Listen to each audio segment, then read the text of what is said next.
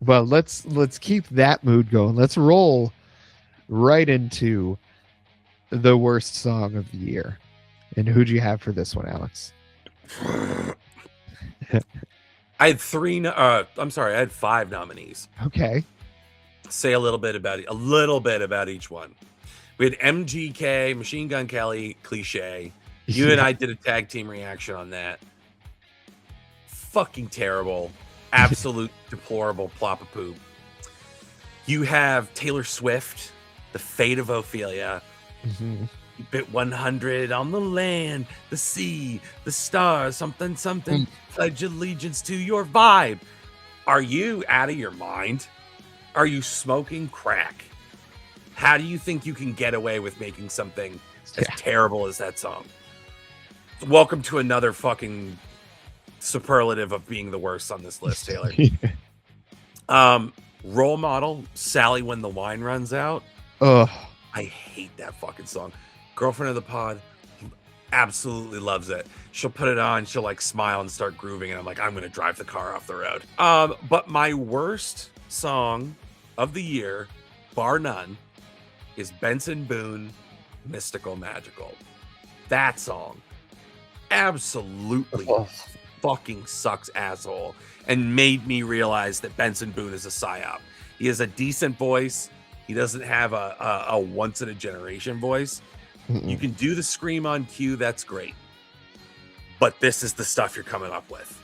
I don't care how purdy it might be when you sing. You can't be doing this. You can't keep getting away with it, Benson Boone.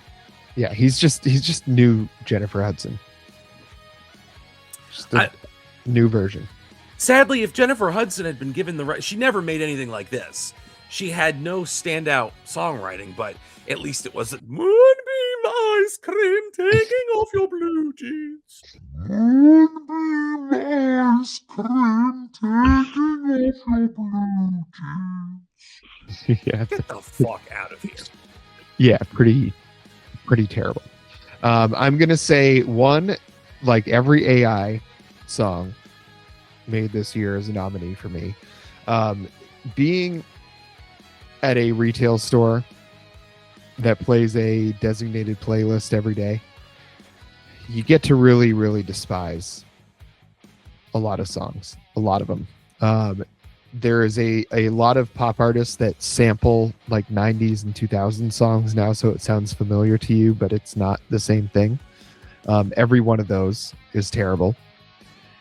But my winner this year is the song Wood by Taylor Swift. I was this close to picking The Fate of Ophelia. I didn't want to add that as a nominee and then just choose a different Taylor Swift song as the worst, but like I knew the worst to me was going to be a Taylor Swift song because that album was just so horrendously bad. I just needed to know which song on that album offended me the most, and when I looked through, the thing that got my blood boiling the most was definitely Wood. Yep, the Travis Kelce Hog song. Great. Yeah. Congratulations on the sex, Taylor. She labors under this illusion that Travis Kelce is the most desirable man in the world. Are you kidding me? You could have a golden retriever that would probably treat you better than him and would be more useful and smarter. I've met dogs and cats smarter than Travis Kelce. Yes. So we both listened to that album. Did you listen to that album in its entirety?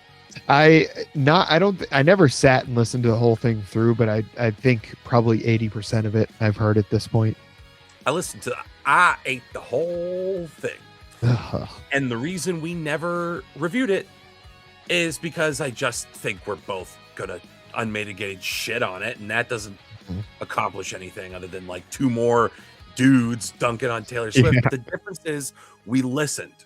We always listen. We always give it a fair shake. You can't criticize her unless you engage with the album. And boy, was it bad. Boy, was it fucking bad. Yeah. And Wood is a terrible song. Awful song. Yeah, truly horrendous. But I think this next category is going to be a lot of fun here.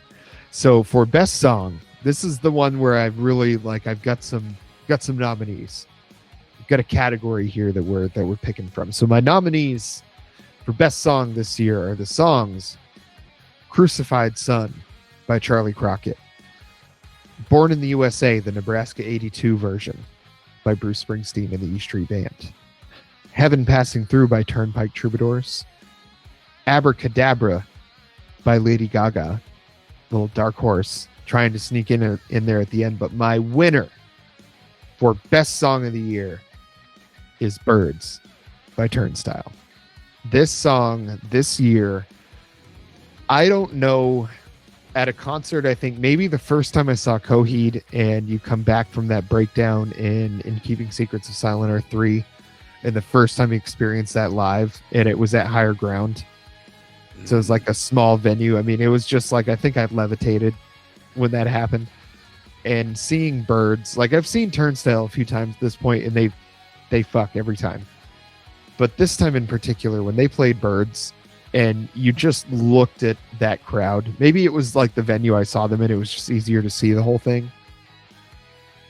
From the stage all the way to the very back, I mean, thousands of people, everybody jumping at the same time, throwing themselves into each other. Like, I've never seen a crowd that size move like that when that song played live, and it really got into the heavy part of the riff. Just a fantastic song. So Birds by Turnstile, the winner this year for me for best song. It's a solid pick. That's a special feeling, Lloyd. Yeah. I had 3 weird picks for best song and a dark horse one. Okay. I had Geese with Husbands. I remember when the album came out, when Getting Killed came out, and I listened to that song for the first time. That's when I was like, okay, it's not just brash, experimental, in-your-face weirdness. There's like a real emotional core to this too. I'm getting more out of it than you would think for the weirdness of Cameron Winter's voice and some of the kind of clang, Captain Beefheart light, musicality to it. Husbands was really a moment, and I had heard singles off the album, but like Husbands was the one where I kind of locked in, and that song has stuck with me. Black Country New Road, Besties.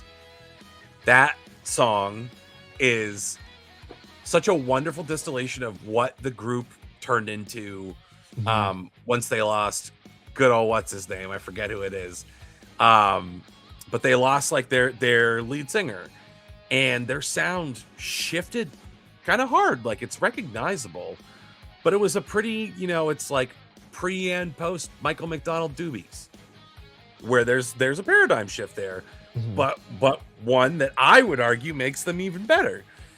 And I don't want to say like one version of Black Country New Road is better than the other, but I would say that Forever How Long was a phenomenal album.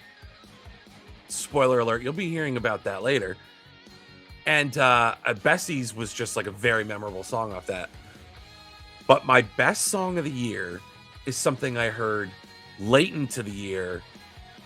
And if Spotify could factor that into my rap, like before the 31st, they would call a hospital, because I've listened to it an alarming number of times. The song is Amen by Doja Cat. I don't know if you're familiar.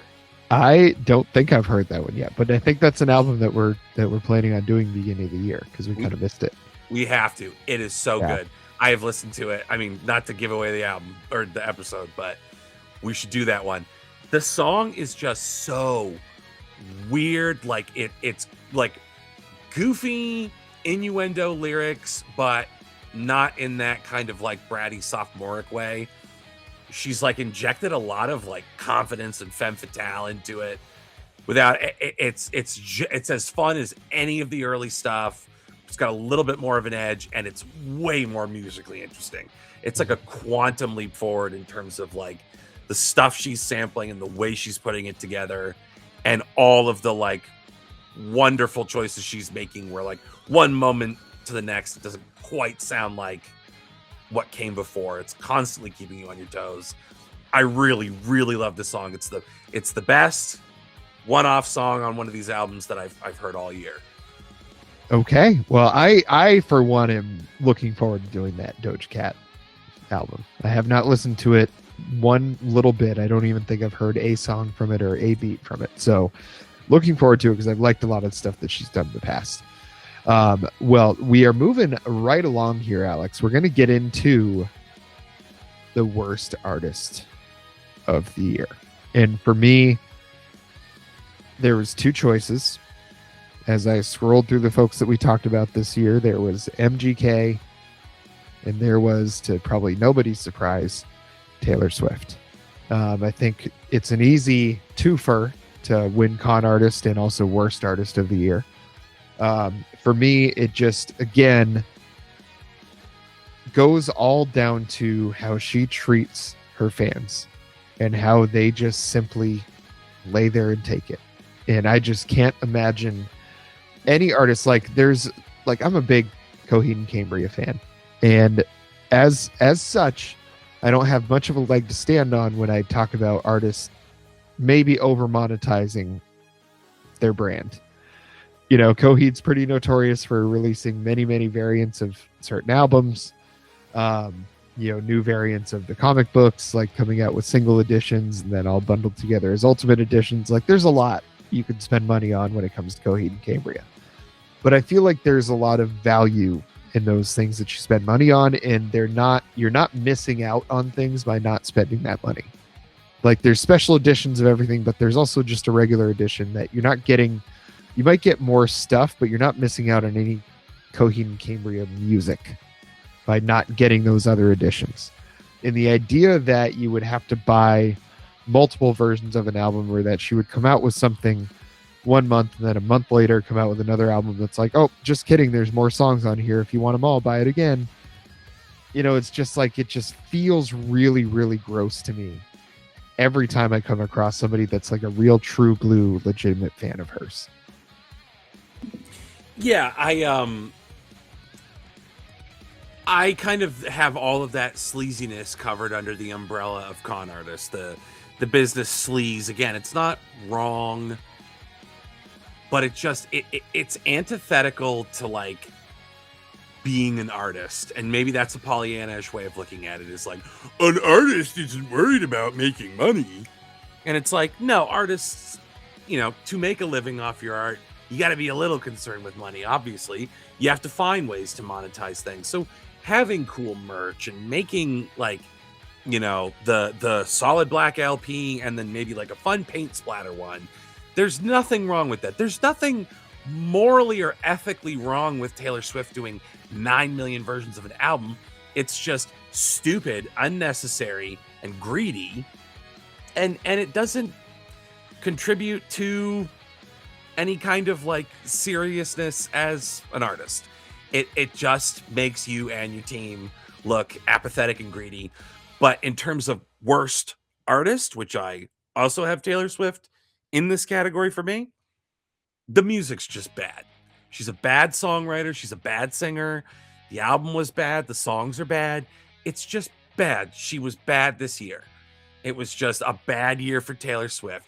I don't want the Travis Kelce's Hog song. I don't want the Fate of Ophelia.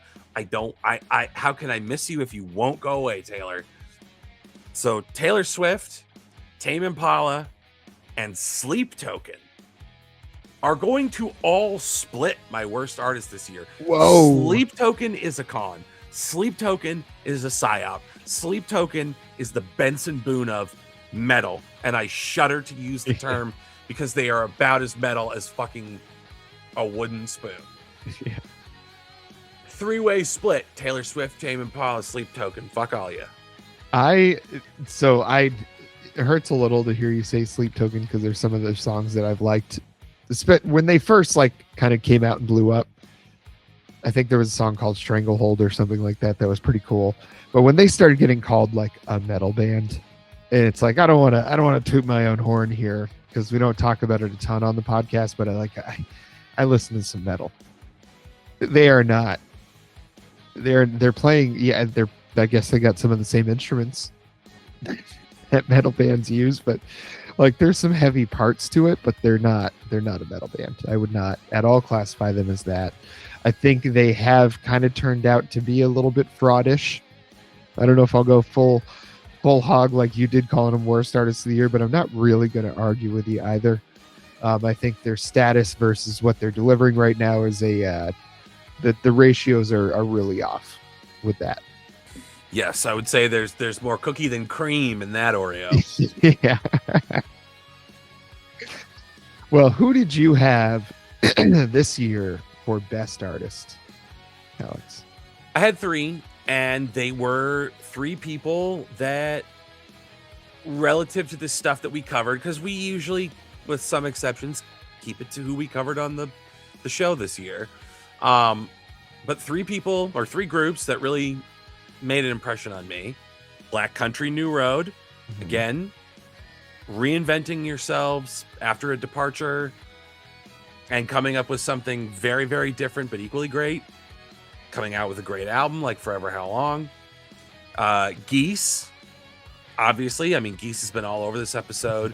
In terms of artistry, again, it's a DIY ethos. It's a commitment to creating challenging lyrics and challenging music, not in that it's hard to play, but sometimes it's hard to take. There's a little bit of Jordy Griep in that, where, when the new sound kicks off, it's a little too jazzy and a little too busy, and you're like, what have I gotten myself into?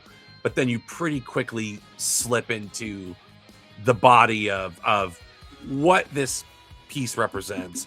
So I think making something like Getting Killed was a great artistic statement for them, not taking themselves too seriously, but taking their craft seriously. And then my winner for this category, Hayley Williams. Okay. Hayley Williams this year, again, the great Brandini, sending a lot of different clips and things then come up through the algorithm where you see a lot of her talking about her artistic process, talking a lot about politics, like social politics and, politics. Not holding back, taking strong, well-reasoned, nuanced stances, not cheap toilet paper, baby. Hayley Williams don't take crap off nobody. It's very refreshing, and it was refreshing to see all of that pay off in a really good album, a fun album, and an album with a lot of meat on its bones. So I think in terms of like an artist who made like the best artistic statement this year, she covered a lot of ground between her interviews and sound bites and the music itself, and just, I think, left the biggest impression on me for the year. That is, I think Hayley Williams had a very strong year. I think she is proving to be more than just a like rock and roll singer, which is, I think, part of the goal of why she's doing this. I think there was the issue she had of being in that crazy record contract that she was under for a long time, and now she's finally free to do the things she wants to do. Hopefully she circles back and does a lot more of the Paramore type stuff in the future, but get some other stuff out of her system first, I think is perfectly fair. Well, for me, my best artist nominees is starting off Geese, for a lot of the same reasons that you had. What I like about Geese is I feel like it's kind of like Bomb the Music Industry, but if Jeff Rosenstock had done heroin instead of like cigarettes and amphetamines. You know what I mean? It's just like a much different vibe. It's as if Lou Reed was influenced only by Bomb the Music Industry. Like, this is what we would get is the Geese Getting Killed album. It was just so unique in its sound. I think it's a really, really cool thing that it's blown up the way that it has to get more people into some rock and roll music that's not your cookie cutter type stuff. Because that just, the more roads you go down, the more roads you go down. I think when it comes to music, and I think that's a good thing.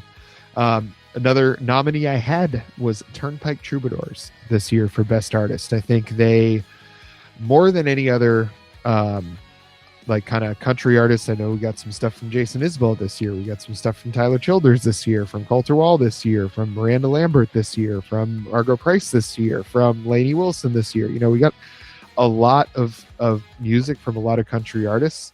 I think Turnpike Troubadours kind of put their stamp as one of those legacy bands this year. But my best artist winner this year is Turnstile. I think for what they've done for a genre of music that generally is kind of on the outskirts. You don't tend to see massive bands, massive hardcore bands playing stadiums, playing arenas, playing venues that size. I think they made such an accessible version of that music without losing it's not like you're getting diet hardcore music with Turnstile. You're just getting a very accessible version of hardcore music with Turnstile. I think more than any other artist this year, I think they were the best one. I'll buy that. You're a company man for Turnstile. I can respect that. I am a company man for Turnstile. So the worst album of the year, Alex. We're getting into the real nitty grit, the real meat and potatoes of why we do this show in the first place. So for the worst album of the year, I had 3 nominees, and I'll tell you what they are. First nominee, not the winner, was The Life of a Showgirl by Taylor Swift. I think for obvious reasons we've already expounded on, so I'm just going to move right along. The second nominee, and you're going to love this one, I promise you, is Forever How Long by Black Country New Road. I remember upon listening to this album, not loving it. And as I went back and listened to it a couple more times, like, it just really, I think this is a big moment of I just don't get it. And I'll leave, as far as the quality of the work, I'll leave that to you that's excited about it. For me, just a real dead spot on the year. But my winner or loser, I guess your perspective on it, for worst album of the year, a 2-time winner for awards this year, is Who Is the Sky by David Byrne. You thought that was worse than the Swift? Yes, because, so here's the thing, I guess expectations do have something to do with that. They were as low as they could be for Taylor Swift, and it met them. So I guess in that instance it was successful. She finally did something. Yeah, I guess in that case it was successful. I should reassess. But I think Black Country New Road, I had listened to some of their stuff previously. I think hearing about the changes in lineup was something I was like, okay, maybe this is going to change things and I'll be able to get into them. Nope, not the case.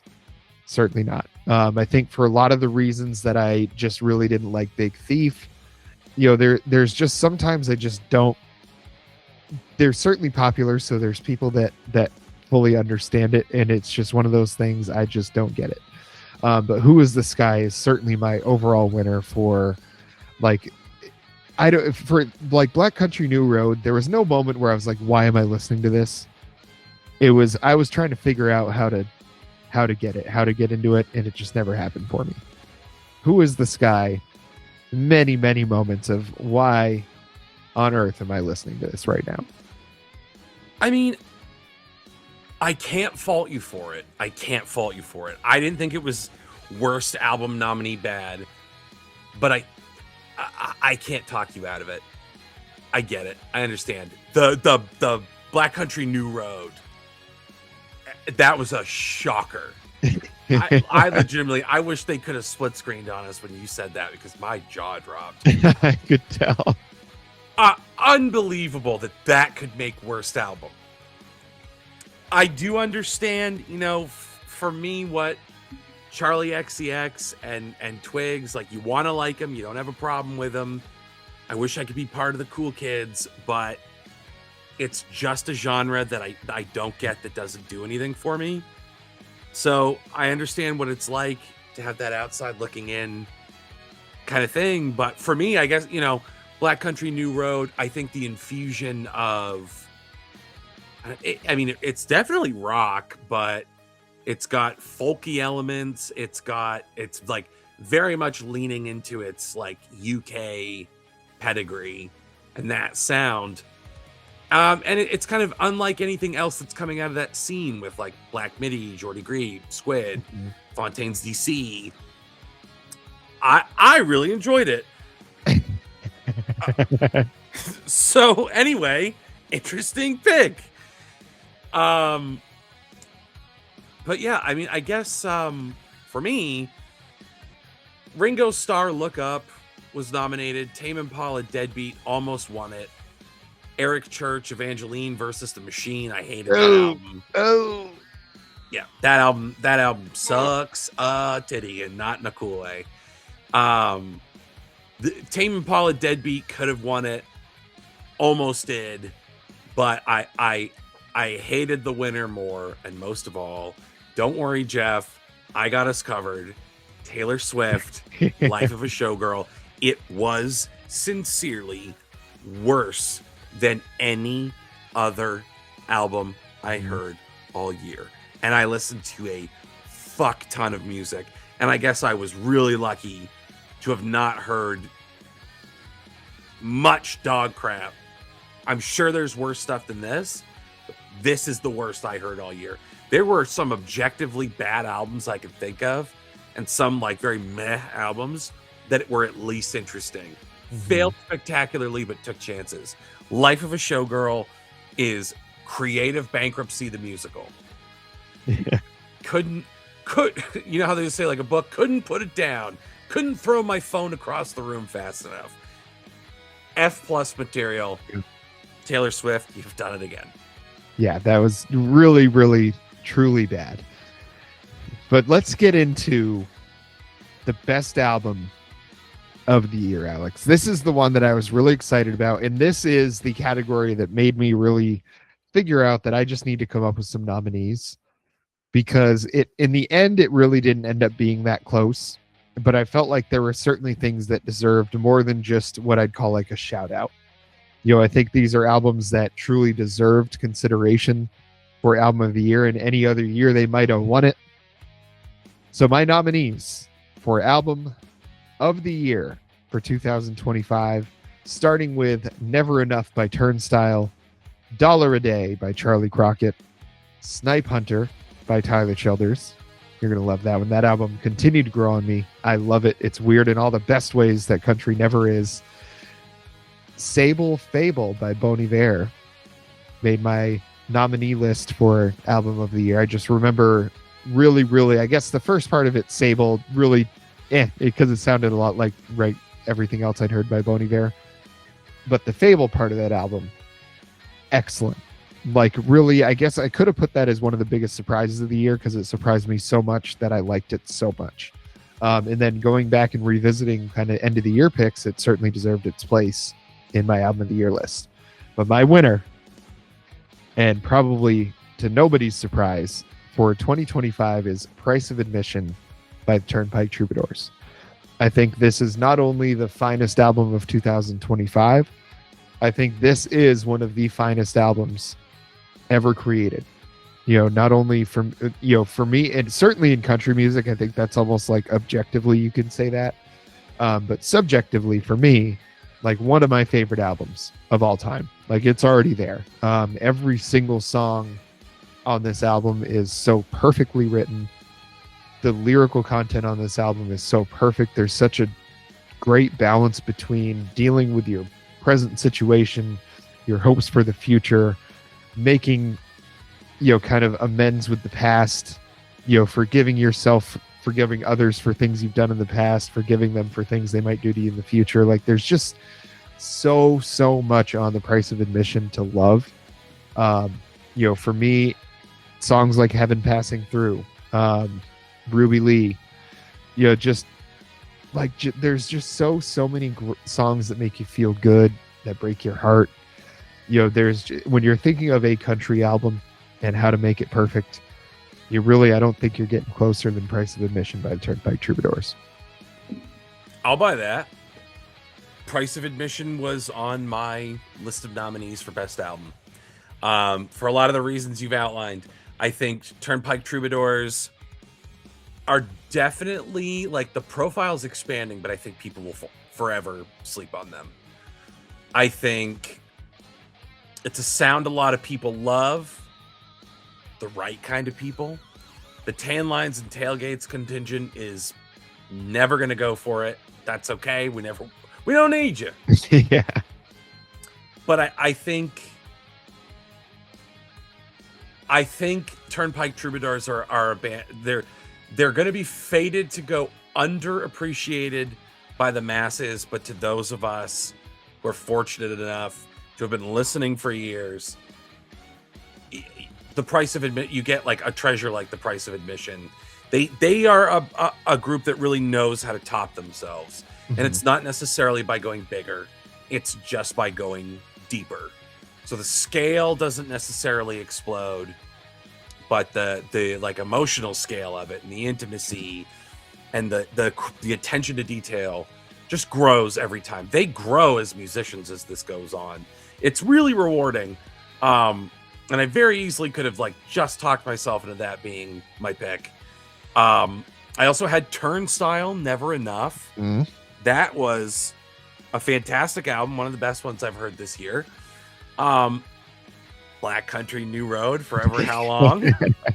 I wonder how often we've had one of us like consider something for worst album while the other considers it for best. I don't know how often it's happened, but I thought for sure when I said Eric Church for worst album and you went, oh, I'm like, do not. No, and the Eric Church album, it was fine. You know, I really liked it because I'm an Eric Church fan, but that I don't know that I'd go quite so far as you was calling it bad. But that's not the Eric Church album I'd pick if I was trying to get somebody into Eric Church. So that's why I was so surprised. I was like, dang, to make it like your worst. That's what surprised me. Okay. Yeah. Well, we're in the same boat because, Forever How Long, one of the best things I heard all year. Apparently one of the worst you heard. But then there's my winner. I think it's probably pretty easy to figure out who this was. It's Geese, Getting Killed. For the reasons we've outlined, I don't need to like blather too much more about it. I think in terms of like busting into the mainstream consciousness in a big way, it's not the only reason that you celebrate it, but it's a successful calling card. It's created a lot of expectations that I think Geese will meet in surprising ways. I think they're a band that's going to do things on their terms in a Zappa-esque way without quite going full asshole. I think they're not in the business of denying people all pleasure, but they seem to be in the business of defying expectations, making weird choices. The music is still accessible. It's not that weird, but it does demand a little something extra from you that a lot of rock music doesn't. And it's trying to take the art form in a different direction. A lot of rock these days can be constrained. It can be templatized a little bit. And it takes some of the fun out of it. Geese is standing out in a genre that has increasingly become about fitting in. And I think it bodes well for like the way pop has kind of opened up, and we're taking more pop albums more seriously. We're not even considering like their merits as earworms or their merits as like commercial bestsellers. We're digging into a lot of different pop artists and pop albums because they're that good and they're doing new, creative, challenging things. And I think Geese is going to be at the vanguard of a big shift in rock.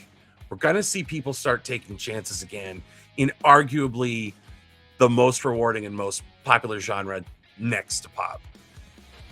I'm very, very optimistic about what they've got coming down the pike, and I just think that Getting Killed was a great mainstream coming out album and a great continuation of everything that they've done up to this point. They've got, much like Turnpike Troubadours, they've gotten better as musicians as they go. They're very young, a lot of road left ahead. Excited to see what Cameron Winter does solo. There's a lot to look forward to, and I think the rock genre is in good hands with Geese. I think that is absolutely the case. I think between Geese, I think between Idols, Viagra Boys, there's a lot to like in rock music these days. I think everybody's doing a little something different, and I think a lot of ideas are bouncing between people, so I think we're in kind of the middle of a boom right now. So Geese Getting Killed wins Album of the Year from Alex. Price of Admission from Turnpike Troubadours wins Album of the Year from Jeff. And this was, I think, overall pretty dang good year for music. And Alex, where can the folks find all of these other albums and songs that we were talking about? Well, once again, I've come to the end of another year, another season of life. And, we just keep cranking these out for you guys. And it's our honor. And it's our privilege. It's our duty. It's a bit of a burden when you guys don't make it worth our while. So here, the end of 2025, you want to keep this going. You want to breathe life and inspiration into our cold, cold, dead hearts. You'll go to youtube.com/C/out on that line. Every episode of the podcast is there. Every episode of our On the Record series. Every singles video where we do the weird one-off shit. Reactions. It's all there. And who knows what new stuff will come in 2026. I know last year I sat in this exact spot and went, 2025 is going to be the year that I unleash my creativity. And I'm going to use the channel as my excuse to be creative. And I don't... blah, blah, blah. Yeah. It didn't exactly work out that way. Fucking sue me. But maybe if there are more eyeballs on the product here, if there's more soft pressure, if you will, we'll be forced to take creative risks. We'll be forced to up our game. We'll be forced to do more, to make more of this. But you have to help. And you help by subscribing to the channel, clicking the bell so that you always get notifications when new stuff comes out. Give us a thumbs up. Why not? Don't do the thumbs down. I don't even know why it's an option. Thumbs up only. And leave a comment. For the love of God, the comments, they're what makes the difference. They put us in a whole new level of the algorithm, and we love to hear what you have to say. There was a recent run on comments. I saw people leaving very thoughtful comments about their favorite albums and things that are coming up and Grammys predictions, and we love to see it. So keep it up. Keep up that energy. Let's bring it into 2026 at youtube.com/C/out on that line. It's that simple, folks. Do it. That is a wonderful way to cap off the best and worst of 2025. And folks, it's never too early to think about the best and worst of 2026. So make sure if there's albums you want us to do, songs you want us to listen to, older albums, maybe you want to see a specific On the Record episode. We've already got a couple of those in the works with our friend Tanner, friend of the pod, going to join us for a few of those. We've already got a few albums we've talked about. I know Doja Cat. I know we talked about maybe that Wednesday album that if we had listened to it this year might have made it onto some of these nominee lists. So folks, there's only one way you're going to find out about that stuff is to join us through the end of this year and into next year and on into the great beyond. And folks, thank you for joining us once again. Until next time.